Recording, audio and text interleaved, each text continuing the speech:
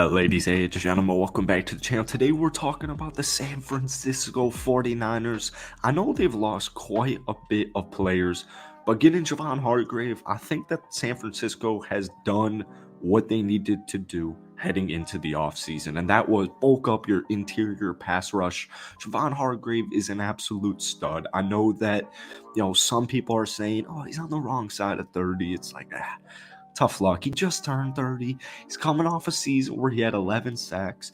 The year before that, he made the Pro Bowl. He had 7.5 sacks that season. They're fine. Javon Hargrave is perfectly fine. In fact, he is more than fine. He is exactly what this San Francisco 49ers team needed. When I look at San Francisco, I think it's important to keep in mind I knew they were going to lose people. Like, Niners fans knew they were going to lose some players. Yes, some guys may have come as a bigger surprise than others. Like, for example, Jimmy G, he was out of here, right? He wasn't coming back. Mike McGlinchey, gone. Jimmy Ward, gone. Emmanuel Mosley, well, maybe he was going to stay, right? Charles Omenihu, maybe he was going to stay. But when you're trying to win and you're trying to sustain winning, it's just cold hard reality. What happens? This is just what happens. It's as simple as that. You lose players, and we're going to talk about all that in today's video. If you guys enjoy it, be sure to hit that like button, hit that sub button for daily NFL content. Post a bunch of Niners videos every time, all week, so maybe 3 or 4 times a week. If we get this video to 500 likes, that would be absolutely awesome. I appreciate you guys so much. All right, Javon Hargrave was seriously exactly what they needed. We talk about this all the time on the channel. I'll briefly touch on it in today's video. Outside of Nick Bosa, they needed help.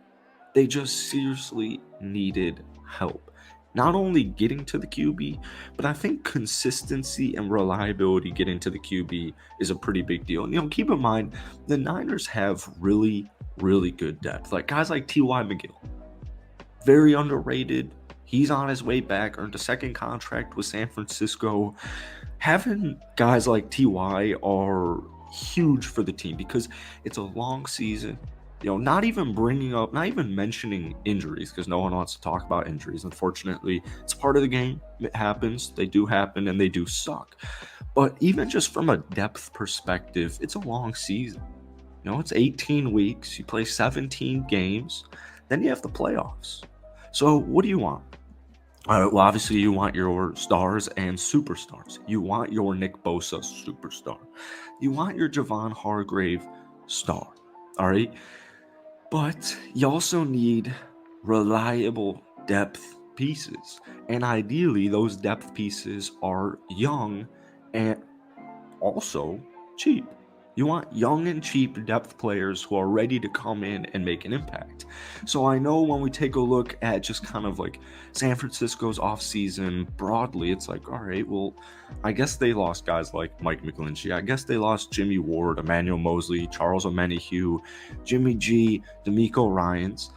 But they also have suitable backups for it. It just feels, I think for Niners fans, it just feels a little bit like a different time because this is, those are unfortunate names to lose, right? It's what happens, all right?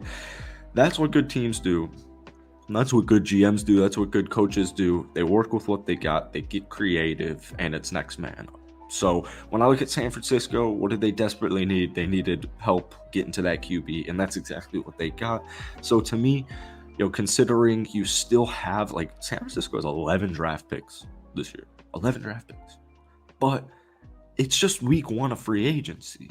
I think a lot of people get caught up in, oh, man, my team didn't make nearly enough moves. My team didn't sign X and Y. We didn't get that big name superstar. We didn't sign like a Nick Bosa type of player. We didn't sign, a DeAndre Hopkins type of guy. It's all right. Niners fans certainly aren't saying that because they have plenty of superstar talent, but hopefully you get my point. Like, some people get a little bit carried away with like, all right, I need these huge names. It's week 1 of free agency.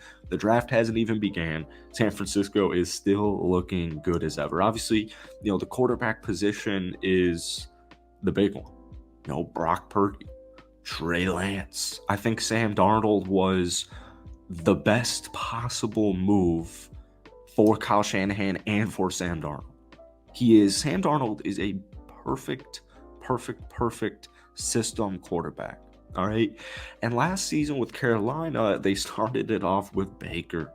They went to PJ Walker, and then Sam Darnold finished the season. Last year for Carolina was a dumpster fire. All right. For the first half of the season, this team sucked. All right. You had Baker, but what happened? They fired their coach. They traded away CMC to San Francisco. So, an every Niner fan, thank you for CMC. But Carolina was a dumpster fire. They were a complete mess. Sam Darnold, it wasn't just Sam Darnold. Their team started to figure it out. But Sam Darnold gave them a chance to win. All right. So you give Sam in camp, he tries and wins backup quarterback role. Right.